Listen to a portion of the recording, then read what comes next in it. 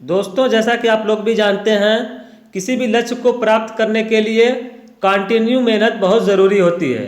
इसीलिए डेली हम लोग यूपीपीसीएल TG2 ALP को अपना लक्ष्य बनाकर डेली इसी तरीके से क्लासेज लेते रहते हैं, जिसमें आज हम लोग की 60 नंबर की क्लास है, 60 नंबर की क्लास। इससे पहले की सभी क्लासेज हमारे चैनल पर प्लेलिस्ट में अवेलेबल है, आप लोग जाकर देख सकते हैं। आज की क्लास हम लोग शुरू करते हैं। क्वेश्चन नंबर 1 पूछा गया, इनमें से किसका प्रतिरोध ताप गुणांक धनात्मक होता है? कांच, सिलिकॉन, जर्मेनियम, सिल्वर। देखिए, प्रतिरोध ताप गुणांक के ऊपर हमने कई क्लासेज लिए हैं। इस पर हमने बताया था कि अगर हम लोग का कंडक्टर है तो इसका positive temperature coefficient of resistance होता है, इंसुलेटर है या सेमीकंडक्टर है तो इसका होता है negative temperature coefficient of resistance. इसका मतलब ये हुआ कि पॉजिटिव होगा तो अगर हम लोग टेम्परेचर बढ़ाएंगे तो वहाँ पर प्रतिरोध का मान बढ़ेगा, उसको हम लोग बोलते हैं positive temperature coefficient of resistance. अगर टेम्परेचर बढ़ाने पर रेजिस्टेंस का मान कम हो गया तो उसको हम लोग बोलते हैं negative temperature coefficient of resistance. तो यहाँ पे पूछा हुआ प्रतिरोध ताप गुणांक धनात्मक है। धनात्मक किसका होगा? कंडक्टर का होगा। अब हम लोग का ऑप्शन से पहचानना होगा कि इसमें कंडक्टर है कौन सा। कांच क्या है? कांच एक हमारा इंसुलेटर है, कुचालक है, तो इसका नेगेटिव होगा। सिलिकॉन अर्धचालक है, प्योर सेमीकंडक्टर, इसका भी नेगेटिव होगा। जर्मेनियम भी हमारा एक प्योर सेमीकंडक्टर, इसका भी नेगेटिव होगा। अब ऑप्शन नंबर डी दिया हुआ है silver. Silver is the best conducting material in electrical engineering. जैसा कि आप लोग जानते हैं कि इलेक्ट्रिकल इंजीनियरिंग में सबसे बेस्ट कंडक्टिंग मटेरियल माना जाता है सिल्वर को। तो यहाँ पे ऑप्शन नंबर डी सही हो जाएगा, क्योंकि ये हमारा बेस्ट कंडक्टिंग मटेरियल है, चालक है। तो चालक का प्रतिरोध ताप गुणांक क्या होता है? धनात्मक। तो यहाँ पे ऑप्शन नंबर डी बिल्कुल सही है। अगला क्वेश्चन देखिए, क्वेश्चन नंबर 2। 10 ओम के 5 प्रतिरोध का किस कनेक्शन से मिनिमम मान प्राप्त होगा? मिनिमम का मतलब हो गया कि कम से कम मान प्राप्त कब होगा।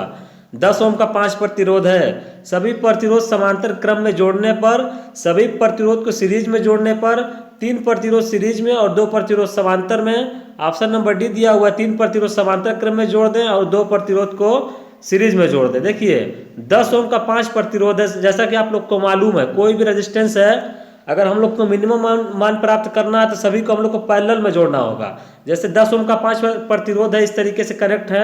अगर पैरेलल में कनेक्ट कर दें हम लोग, आप लोग निकाल कर देखिएगा, ऐसे क्वेश्चन कभी भी आप लोग के सामने आए तो आप लोग को सभी ऑप्शन को हल नहीं करना है। अगर एक ऐसा ऑप्शन मिल गया जिसमें लिखा हुआ कि सभी प्रतिरोध को समांतर में जोड़ा जाए तो वही ऑप्शन सही हो जाएगा, क्योंकि आप लोग निकाल कर देखिएगा 10 ओम के होंगे तो यहाँ से आप लोग निकालिएगा तो 2 ओम का प्रतिरोध मिल जाएगा। R/N लगाइएगा, समान मान के हैं तो R बराबर क्या है? 10, N बराबर 5। तो आप लोग को 2 ओम का प्रतिरोध मिल गया। अब किसी भी कनेक्शन से आप लोग निकालिएगा तो इससे ज़्यादा ही मान मिलेगा, इससे कम नहीं मिलेगा। मान लीजिए हम लोग तीन को पैरेलल में जोड़ दिया तो 10/3 मिलेगा, यानी कि 3.33 मिलेगा। और इसको क्या करेंगे? 2 सीरीज में अगर जोड़ देंगे तो 10, 10, 20 तो ऐसा ही हो गया। तो कहने का मतलब क्या था? सबसे कम मान कब मिलेगा? जब हम लोग सभी को क्या करेंगे? समांतर क्रम पैरेलल कनेक्शन में जोड़ देंगे। यहाँ पे ऑप्शन नंबर ए बिल्कुल सही है। अगला क्वेश्चन देखिएगा, क्वेश्चन नंबर 3। एक 3 फेज प्रेरण मोटर में, इंडक्शन मोटर का क्वेश्चन है ये, पूछा है कि प्रेरण मोटर में अधिकतम आघूर्ण उत्पन्न करने के लिए स्लिप का मान क्या होता है? देखिए, मैक्सिमम टार्क के लिए एक कंडीशन होती है, स्लिप का मान जो होता है इंडक्शन मोटर में वो होता है R2/X2। आप लोग जानते होंगे S बराबर होता है R2/X2। ये मैक्सिमम टार्क के लिए एक कंडीशन है इंडक्शन मोटर में। तो स्लिप S होता है, इसका मान क्या हो जाएगा? R2/X2। ऑप्शन नंबर डी है। अगला क्वेश्चन देखिएगा, क्वेश्चन नंबर 4 में पूछा गया केल्विन डबल ब्रिज का उपयोग किया जाता है। देखिए, केल्विन डबल ब्रिज कई तरीके के होते हैं। बहुत उच्च प्रतिरोध मापना है तो इसके लिए हम लोग मेगर का उपयोग करते हैं, या लॉस ऑफ चार्ज मेथड होता है उसका उपयोग करते हैं। यहाँ पर बहुत निम्न प्रतिरोध है तो इसी से हम लोग मापते हैं केल्विन डबल ब्रिज से। केल्विन डबल ब्रिज से बहुत निम्न प्रतिरोध को मेजर किया जाता है। ऑप्शन नंबर बी सही हो जाएगा। बहुत उच्च प्रेरकत है तो यहाँ पर हे ब्रिज हम लोग उपयोग करेंगे। निम्न प्रेरकत है तो इंडक्टेंस हम लोग मेजर करने के लिए इसका भी एक ब्रिज होता है, उसको उपयोग करते हैं। तो मैक्सवेल ब्रिज मीडियम इंडक्टेंस को मेजर करता है, हे ब्रिज होगा तो हाई इंडक्टेंस को मेजर करेगा। तो कहने का मतलब क्या था? केल्विन डबल ब्रिज ये बहुत निम्न प्रतिरोध को मापेगा। ऑप्शन नंबर 20 है। अगला क्वेश्चन देखिएगा, question number 5। Loss of charge विधि के द्वारा किसका मापन किया जाता है? निम्न प्रतिरोध अभी हमने देखा केल्विन डबल ब्रिज से मेजर किया जाता है। उच्च प्रतिरोध और दिया हुआ निम्न प्रेरकत, उच्च प्रेरकत। देखिए, हाई प्रेरकत को हे ब्रिज से मेजर किया जाता है। अब क्वेश्चन में यह है कि लॉस ऑफ चार्ज विधि है ना, तो इसके द्वारा हम लोग हाई रेजिस्टेंस को मेजर करते हैं। ऑप्शन नंबर 20 सही है, क्योंकि हाई रेजिस्टेंस को मेजर करने के लिए लॉस ऑफ चार्ज मेथड, एक और मेथड होता है जिसको हम लोग मेगर के नाम से जानते हैं। मेगर से भी इंसुलेशन प्रतिरोध मापा जाता है, जो कि मेगा ओम में होता है, बहुत ज़्यादा होता है।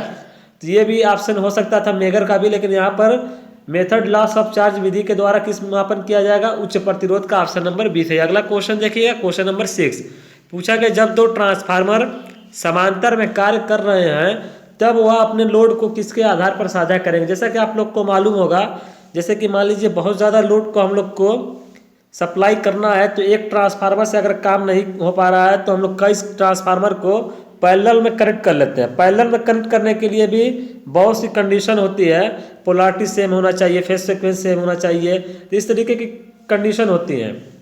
कभी क्लास में हम लोग देखेंगे कि पैरेलल ट्रांसफार्मर को चलाने के लिए कौन कौन सी कंडीशन होती है। अभी क्लास में हम लोग ये पढ़ रहे हैं कि ट्रांसफार्मर अगर समांतर में काम कर रहे हैं तो वो अपने लोड को किसके आधार पर साझा करेंगे, यानी किसके आधार पर शेयर करेंगे। तो चुंबकीय धारा के आधार पर, लीकेज धारा, प्रति इकाई प्रतिबाधा, दक्षता। यहाँ पर सही ऑप्शन जो है ऑप्शन नंबर सी सही है, जिसको हम लोग पर यूनिट इम्पीडेंस भी बोलते हैं।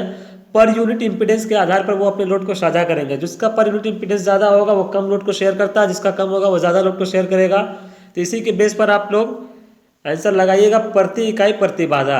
अगला क्वेश्चन देखिए, क्वेश्चन नंबर 7। क्वेश्चन नंबर 7 में दिया, कहीं कहीं आप लोग को इस क्वेश्चन में ऐसे भी देता है कि रेटिंग के आधार पर, जब आप लोग को प्रति इकाई प्रतिबाधा नहीं दिया जाएगा तो रेटिंग के आधार पर दिया जाएगा, तो वो ऑप्शन आप लोग सिलेक्ट कर सकते हैं। यहाँ पर दिया हुआ प्रति इकाई प्रतिबाधा। अगला क्वेश्चन, एक प्रेरण मोटर में रोटर कॉपर हानि और रोटर इनपुट का अनुपात कितना होता है। देखिए एक फार्मूला होता है, रोटर कॉपर लॉस बराबर होता है एस इंटू, एस है स्लिप, इंटू रोटर का इनपुट पावर।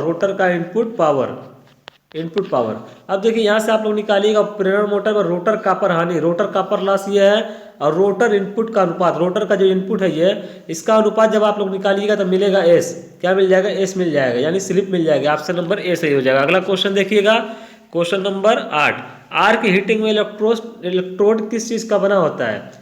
आर्क हीटिंग के बारे में आप लोग पढ़े होंगे, उसमें जो इलेक्ट्रोड होता है वो एल्युमिनियम, कॉपर, ग्रेफाइट या चांदी किसका बना होता है हम लोग को बताना है। तो ऑप्शन नंबर सी इसका सही है, ग्रेफाइट का बना होता है। आर्क हीटिंग में ग्रेफाइट का इलेक्ट्रोड होता है। अगला क्वेश्चन, क्वेश्चन नंबर 9, एक स्टार डेल्टा कनेक्शन के 3 फेज ट्रांसफार्मर के कनेक्शन के लिए एक करंट ट्रांसफार्मर का मतलब होता है सिटी का कनेक्शन करना होगा। देखिए ऐसे क्वेश्चन में जब भी आप लोग को दिया जाए, यहाँ पर आप लोग गौर करिएगा, स्टार डेल्टा है, तो अब जो कनेक्शन आप लोग को लगाना होगा वो हो जाएगा, इसका उल्टा हो जाएगा, ये डेल्टा स्टार हो जाएगा। स्टार डेल्टा है तो ये डेल्टा स्टार हो जाएगा, इस तरीके से। ठीक, तो अगर आप लोग का स्टार होता तो आप लोग डेल्टा लगा देते हैं।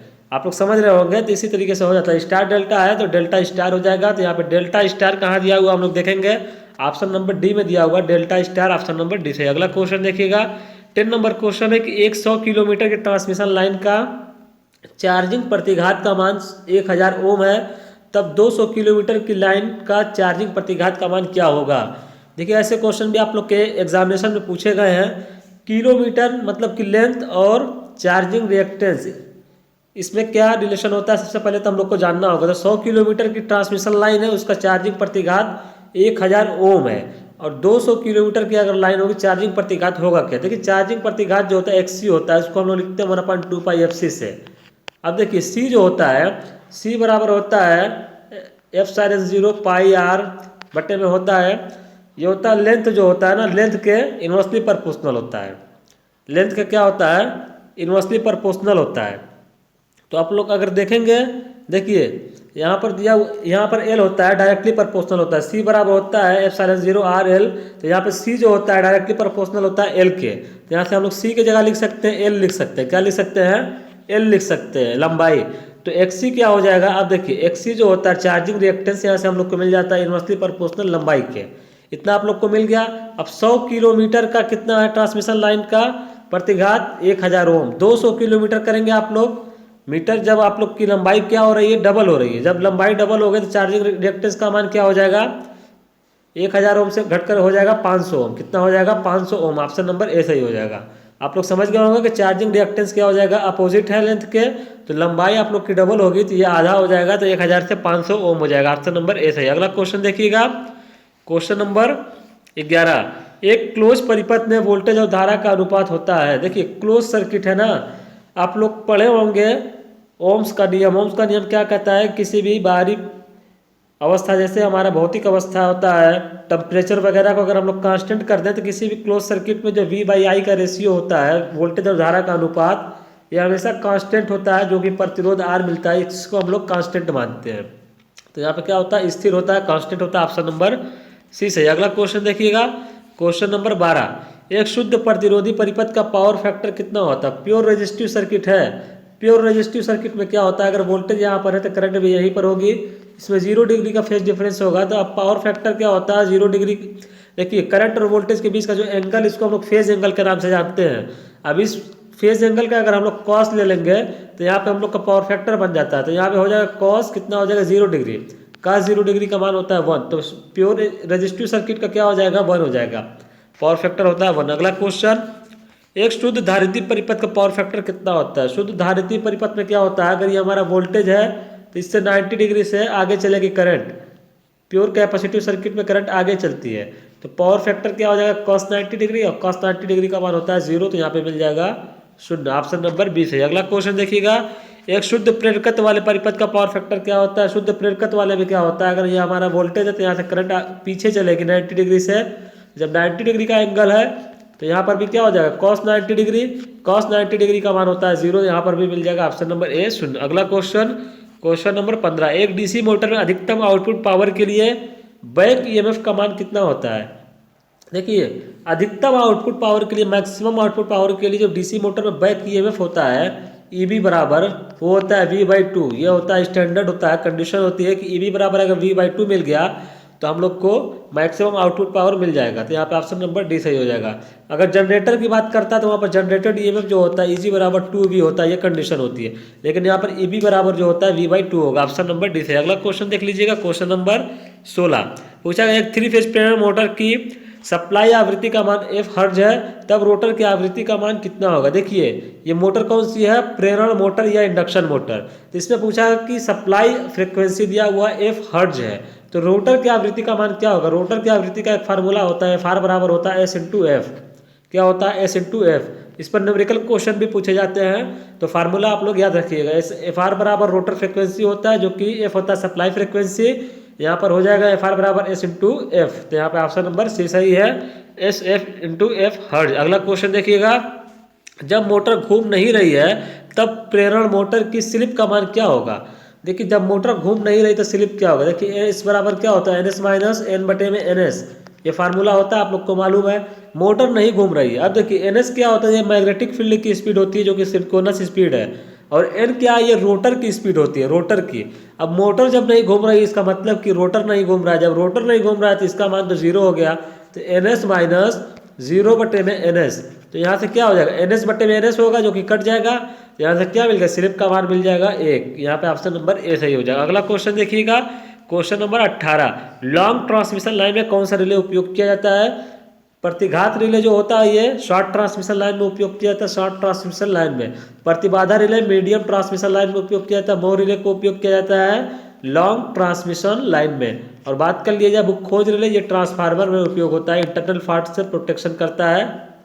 तो यहाँ पे ऑप्शन नंबर कौन सा सही हो जाएगा, लॉन्ग ट्रांसमिशन लाइन है, मोह रिले ऑप्शन नंबर सी से। अगला क्वेश्चन देखिएगा, क्वेश्चन नंबर 19, किसी 3 फेज सिस्टम में वोल्टेज को कितने डिग्री पर रखा जाता है। देखिए 3 फेज का सिस्टम है ना, वोल्टेज का जो कनेक्शन होता है वो 120 डिग्री पर होता है। ऑप्शन नंबर डी सही हो जाएगा, 120 डिग्री में रखा जाता है। अगला क्वेश्चन, स्टार कनेक्शन में प्रत्येक प्रतिबाधा का मान 10 ओम है, तब डेल्टा कनेक्शन प्रत्येक प्रतिबाधा का मान क्या होगा। देखिए स्टार में इस तरीके से कनेक्शन है कोई, तो इसमें प्रत्येक प्रतिबाधा या रेजिस्टेंस मान सकते हैं आप लोग। अगर दिया हुआ है 10 ओम है, तो यहाँ पर हम लोग को पूछ लिया गया कि अगर डेल्टा में इस तरीके से हम लोग कनेक्ट करते प्रत्येक को, तो इसका मान क्या होगा। देखिए स्टार से डेल्टा, डेल्टा से स्टार कनेक्शन पर फार्मूला पे आप लोग से न्यूमेरिकल क्वेश्चन पूछे जाते हैं, उसको भी हम लोग किसी क्लास में देखेंगे। लेकिन जब बराबर मान के प्रतिरोध हो तो उसको हम लोग स्टार से डेल्टा, डेल्टा से स्टार कैसे कनेक्ट करते हैं, इस क्लास में अभी हम लोग देख रहे हैं कि जब बराबर मान के, देखिए प्रत्येक का मान 10 ओम है, तो इसको तो बहुत इजीली हम लोग सॉल्व कर लेंगे। लेकिन जब बराबर मान के नहीं होते हैं तो उसको हम लोग फार्मूले से हल करते हैं, किसी क्लास में देखेंगे। तो देखिए 10 ओम का है ना, तो यहाँ पे स्टार से जब डेल्टा में आप लोग जाएंगे तो डेल्टा में जो होता है, डेल्टा में रेजिस्टेंस जो हो जाएगा 3 गुना हो जाएगा किससे, स्टार के रेजिस्टेंस का। तो इसमें हल कर लीजिए, 3 गुना कर दीजिए। स्टार में कितना है, 10 ओम है, 3 दाम है 30 ओम हो जाएगा। ऑप्शन नंबर डी सही हो जाएगा, 30 ओम। तो आप लोग को ये याद रखना होगा कि डेल्टा में रेजिस्टेंस जो होता है 3 गुना होता है स्टार से। तो दोस्तों आज की क्लास में इतना ही। बहुत ही महत्वपूर्ण क्लास थी आज की क्लास में हमने बहुत ही इंपॉर्टेंट क्वेश्चन को कंप्लीट किया है। इसी तरीके से डेली हम लोग यूपीपीसीएल TG2 और ALP की क्लासेज अपने चैनल पर लेते रहते हैं। अगर क्लास पसंद आती हो दोस्तों तो हमारे चैनल को सब्सक्राइब जरूर कर लीजिएगा। फिर मिलेंगे अगली क्लास में। आप लोग का बहुत बहुत धन्यवाद।